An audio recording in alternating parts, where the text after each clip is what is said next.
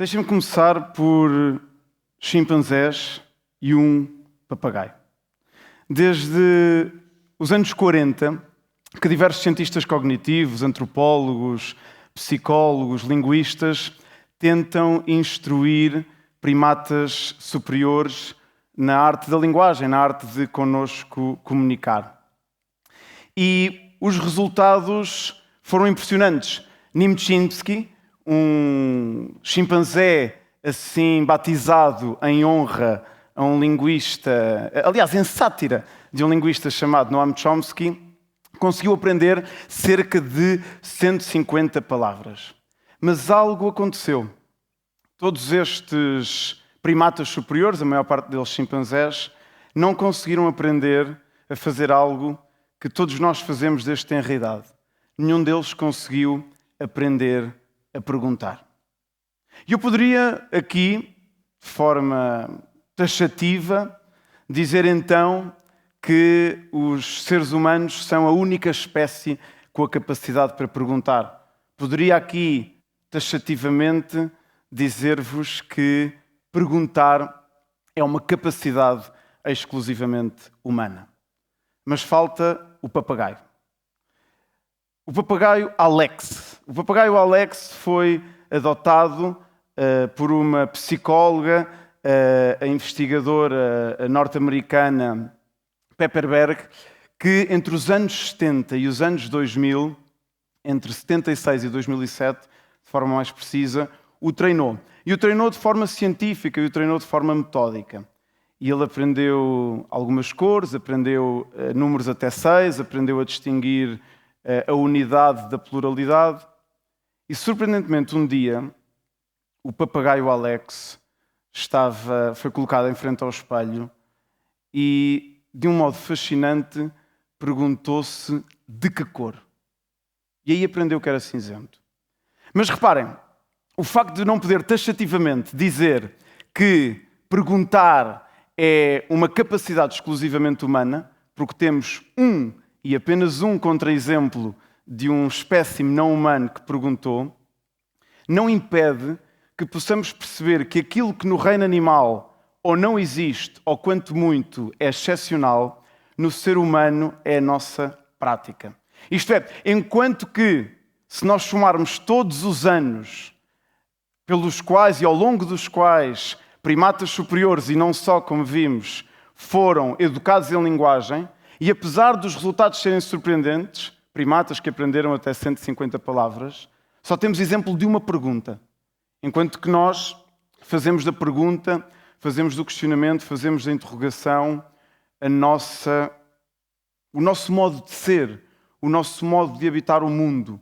A interrogação no ser humano não é algo excepcional, não é o que acontece de modo residual, não é o que acontece depois de muito esforço. É a nossa maneira de estar.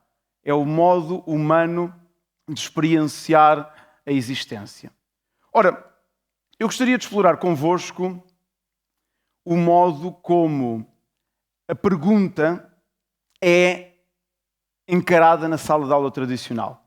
Maioritariamente, na sala de aula tradicional, a pergunta cuja raiz é a inquietação, na sala de aula tradicional, frequentemente, a pergunta desloca-se da sua raiz original, que é a inquietação, para a inspeção. A pergunta deixa de ser um ato de inquietação e passa a ser um ato de inspeção. E o professor do alto do estrado, não tão alto como este, mas ainda assim um estrado que mesmo quando não existe é um estrado simbólico, pergunta, e os bons alunos respondem, sabem a resposta, e os maus alunos não sabem, e por aí ficamos. A pergunta na sala de aula tradicional é frequentemente um ato de vigilância, um ato de controlo, um ato que não estimula a curiosidade ou a criatividade, mas sim que distingue, classifica, oprime, é fonte de nervosismo. E não é uma pergunta então que estimula a curiosidade, que estimula o pensamento crítico, que estimula a partilha, que estimula esta maravilhosa aventura humana que é o espanto e o saber e o diálogo que resultam do espanto, mas é sim uma pergunta que seca. É É uma pergunta estéril, é uma pergunta árida e é uma pergunta que serve muitas vezes apenas para exercer controlo e para distinguir aqueles alunos que, à partida, já constituíam a elite. E eu queria aqui, então, neste breve tempo desta talk, trazer-vos uma possibilidade alternativa. E queria destacar que, a meu ver, uma transição não revolucionária para um setting de sala de aula em que a sala de aula está organizada em equipas de aprendizagem, ou se preferirem em equipas de trabalho, é não apenas uma nova maneira, que na verdade não é assim tão nova, de encarar a sala de aula e que traz vantagens a nível da empatia, da comunicação, da partilha, da motivação, mas traz também vantagens ao nível de como vemos esse fascinante ato que é perguntar. Porque não é preciso, para termos salas de aula organizadas em equipa, nós não precisamos de abolir a figura do professor, como alguns pretendem. Não precisamos de abolir as disciplinas, nem muito menos precisamos de abolir a escola. Mas precisamos sim de fazer esta pequena revolução, que é fazer com que a sala de aula não apenas seja um espaço como este, uma pessoa a falar e outras pessoas a ouvir, mas seja, numa parte substancial do tempo, um contexto em que os estudantes estão sentados na sua equipa, estão a colaborar na sua equipa. E é impressionante porque a mesma pergunta que dita pelo professor desde o estrado, que dita pelo professor desde a sua postura cimeira, quando é colocada dentro de uma equipa, já não é fonte de nervosismo, é fonte de entusiasmo. E aquela mesma pergunta que, partilhada com o grande grupo, apenas servia para que os alunos que sabem destacarem-se e os que não sabem ficarem tímidos, e muitas vezes até aqueles que sabem não quererem responder para não serem os queridinhos do professor, o que é costume no ensino secundário.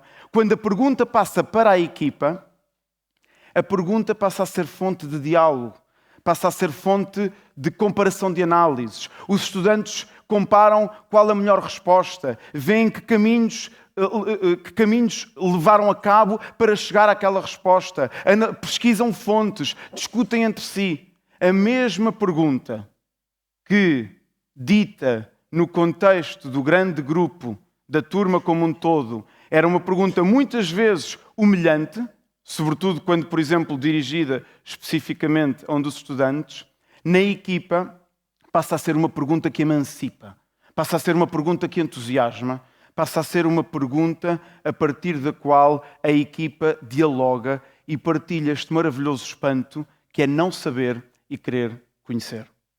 Mas na equipa podem também acontecer outras perguntas. Perguntas, por exemplo, de metacognição.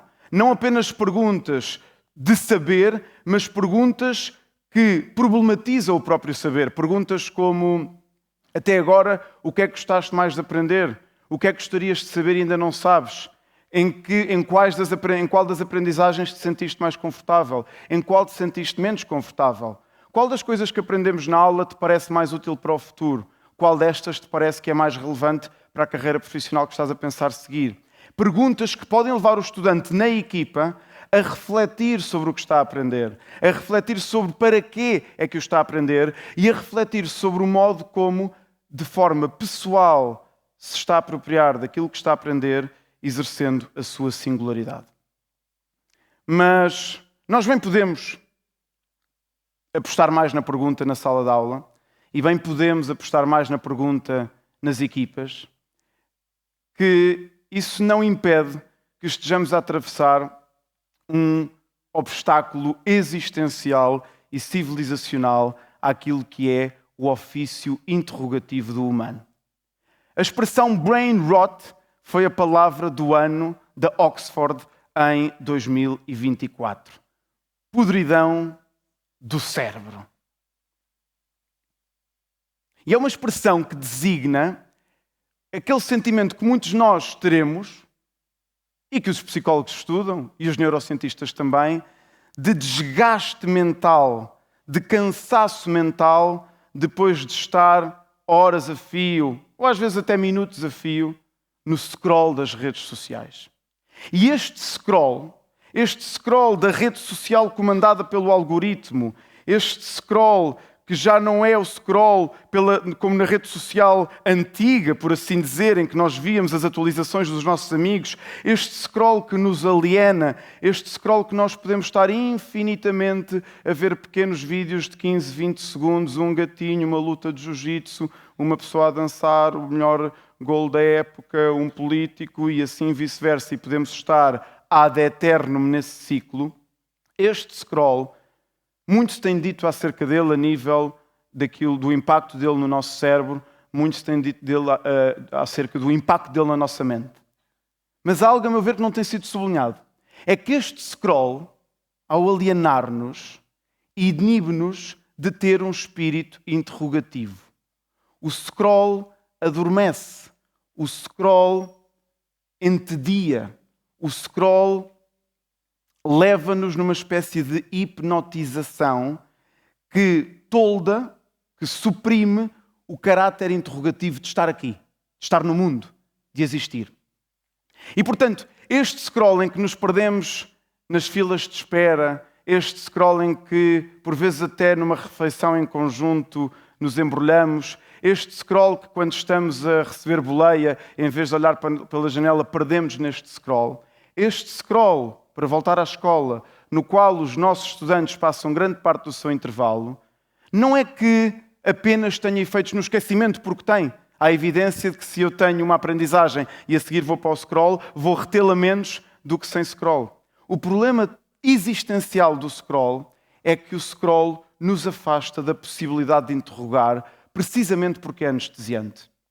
E eu queria até convosco partilhar a hipótese de que o facto de haver uma correlação já provada entre uso de redes sociais e problemas de saúde mental tem a ver com o facto do scroll nos impedir, e o vício nas redes sociais associado ao scroll, nos impedir de nos confrontarmos com aquelas perguntas que dão sentido a uma vida humana.